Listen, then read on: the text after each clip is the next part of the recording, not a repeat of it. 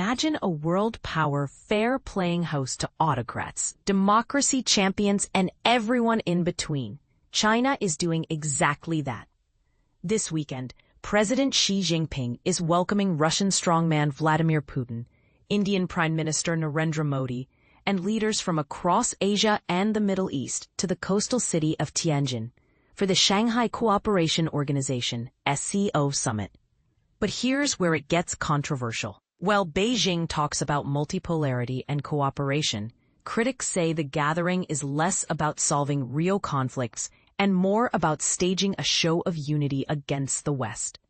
At its core, the SCO meeting, running for 2 days from Sunday, aims to demonstrate that China can serve as a heavyweight alternative to U.S.-led institutions.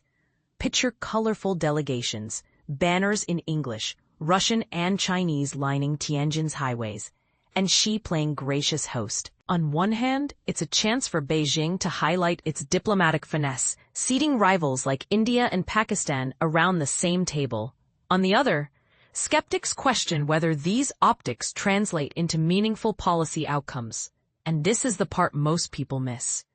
Putin arrives fresh off his Alaska meeting with former President Donald Trump, and amid fresh reports of a major Russian airstrike in Ukraine. In interviews with state media, Putin has hailed the China-Russia partnership as a stabilizing force that champions a fairer, multipolar world order. Yet Western capitals see it as an effort to unseat the current international system they believe is skewed in favor of Washington.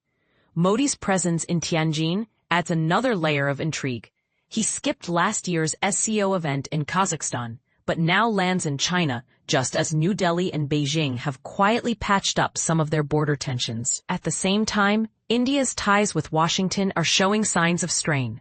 Observers worry that this budding India-China détente could undermine U.S. plans to position India as a democratic counterweight in Asia. Beyond the big three, SCO members include Iran, Pakistan, Belarus, Kazakhstan, Kyrgyzstan, Tajikistan, and Uzbekistan, countries collectively sitting on vast energy reserves and representing around 40% of the world's population. The grouping has also brought in partners and observers from the Middle East, Southeast Asia, and even NATO member Turkey. United Nations Secretary-General Antonio Guterres is expected to drop by too. China chose Tianjin for a reason. Once a treaty port forced open by colonial powers in the 19th century, it stood at the crossroads of foreign concessions and wartime occupation. Today, those scars serve as a reminder of how far Beijing has come, and how it wants to be seen by the international community. Just days after the SCO summit concludes, Beijing will stage a massive military parade, showcasing China's latest missiles, drones, and tanks. Guests such as North Korea's Kim Jong-un, Myanmar's Min Aung-hlaing, and Europe's Russia-friendly leaders Alexander Vučić of Serbia and Robert Fico of Slovakia are expected in the front row. While celebrating China's role in defeating Imperial Japan during World War II, 80 years on, the parade will blend history with a message about China's growing military confidence. What does the SCO actually do? Since its launch in 2001, this alliance has focused on countering terrorism, separatism, and extremism through joint drills and intelligence sharing. Members have also explored deeper cooperation in education, trade, and energy projects. When Iran joined in 2023 and Belarus in 2024, many interpreted the moves as a deliberate tilt toward an anti-Western alliance. However, the group's practical impact remains debatable.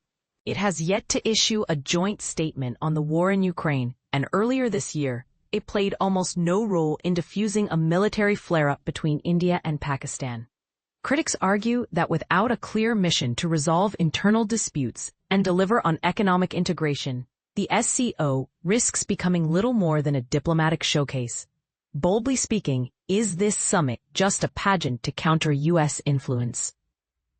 Or does it mark a genuine shift toward a new global power balance? Will the SCO evolve into a platform for meaningful collaboration? Or will latent rivalries keep it locked in a perpetual photo op? We want to hear from you. Do you agree that China can really manage these great power dynamics? Or is this merely a parade without substance? Share your thoughts below and spark the discussion.